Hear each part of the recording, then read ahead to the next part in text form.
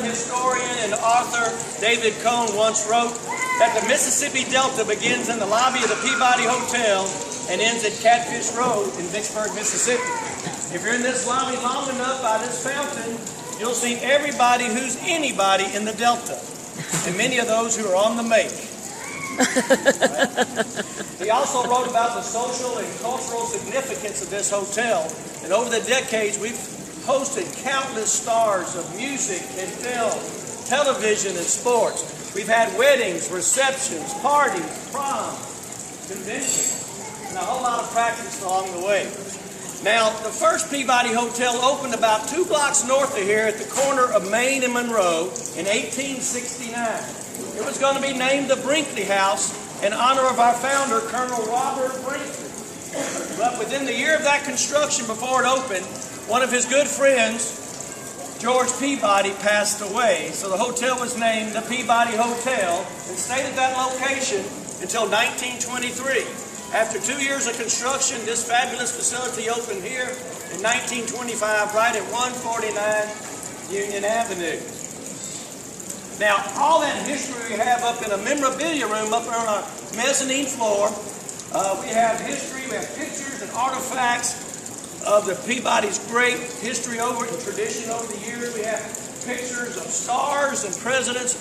We've hosted every president since Harry Truman in 1948.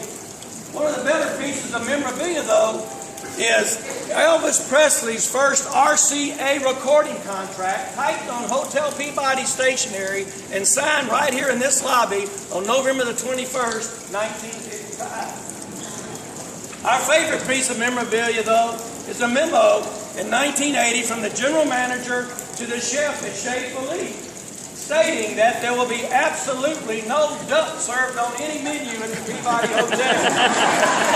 Yeah. Now, many of y'all are here for the first time, and here's the story of the tradition. It actually started as a practical joke. In 1933, our general manager, Frank Shutt, took one of his fishing buddies, Chip Ark, on a hunting trip over to Arkansas. They took along with them some live duck decoys, which was allowable at that time, and they also took another friend, a bottle of Jack Daniels. Seems like they paid a little bit too much attention to that Tennessee sipping whiskey than they did to the hunting. And when they got back to the hotel that evening, they discovered that they had the 3 ducks in the car and they forgot to leave them on the farm. So they improvised and they snuck the ducks into the fountain, let them go here in the lobby as a practical joke, and went up to their rooms for the evening. When Mr. Shutt came down that morning, he thought he'd see bellmen chasing ducks all over the lobby here.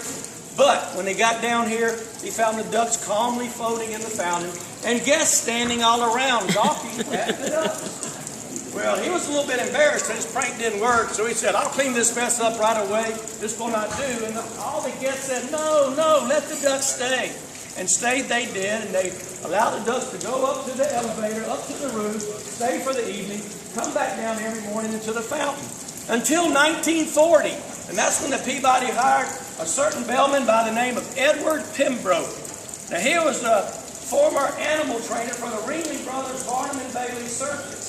He thought he could do better, and he convinced management that he could take these ducks from their room upstairs on the roof, march them across the roof here, have them come down the elevator, march right down this red carpet, float in this fountain at 11 o'clock every morning, float for 6 hours, have a good time, and then at 5 o'clock in the afternoon, come right back down this red carpet, up the elevator, back up to the roof, back to their penthouse, all to music, no less.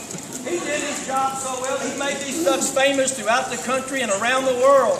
They actually made an appearance on The Tonight Show with Johnny Carson in 1985. They were featured in a spread in People magazine, and they even made a special guest appearance on Sesame Street for National Rubber Ducky Day. Like I said, he did so much for this hotel, so much for these ducks. He became the world's first ever duck master, a position that he held for 50 years. Right here.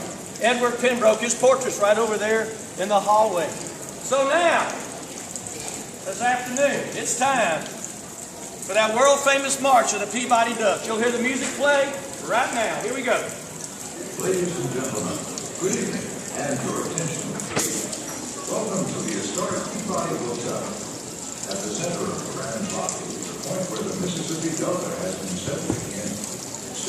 classic Peabody fountain, carved from one piece of Italian travertine marble.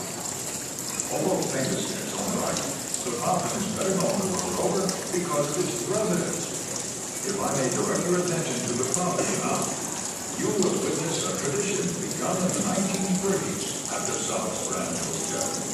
An experience uniquely yours as a guest of the Peabody.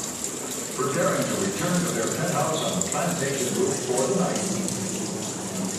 Ladies and gentlemen, the march of the world-famous Peabody Ducks.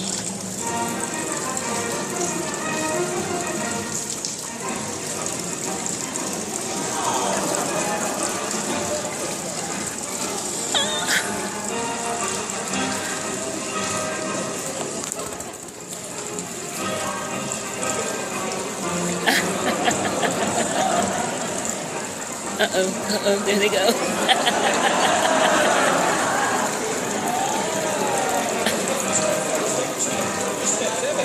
Oh, look at that.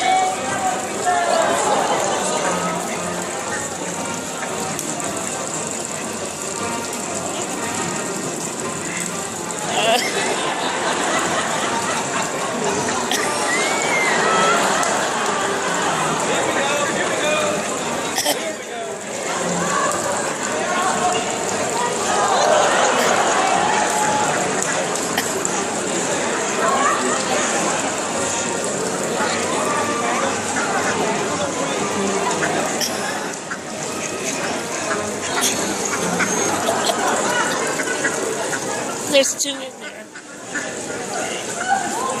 Ladies and gentlemen, the march of the world famous Peabody Ducks.